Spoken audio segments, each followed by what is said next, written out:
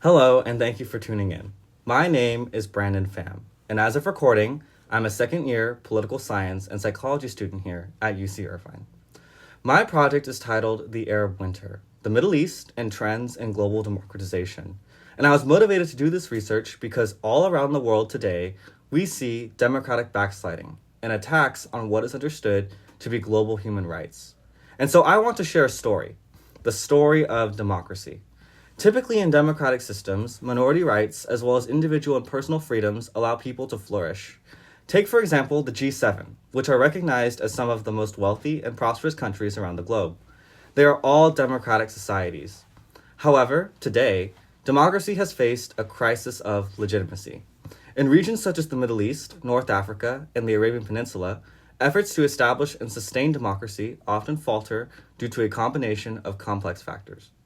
These challenges can be categorized into three distinct spheres: domestic pressures, regional dynamics, and the influence of global actors committed to preserving authoritarian status quos. With this in mind, let's turn our attention to Tunisia, a small North African country on the Mediterranean coast.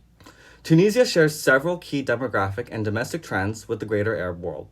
Different domestic sociological factors, like an exceptionally large youth population, restricted upward job mobility, and poor economic and austerity policies have stifled economic growth, weakened social safety nets, and destabilized states, resulting in a population defined by something called waithood, a prolonged period in which young individuals are unable to achieve traditional markers of adulthood, such as marriage, home ownership, and financial independence.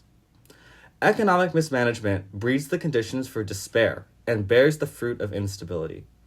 Regional players like Iran, Saudi Arabia, extremist groups, and greater global actors like Russia also have a hand to play in Tunisian destabilization.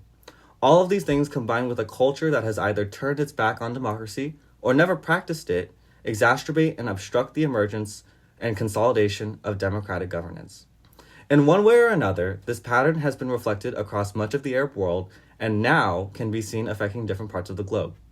My research looks at why this is. And so, by examining regions that have actively fought for democracy in the 21st century, such as the Middle East during the Arab Spring, we can identify recurring patterns and use these insights to safeguard and strengthen democratic institutions worldwide.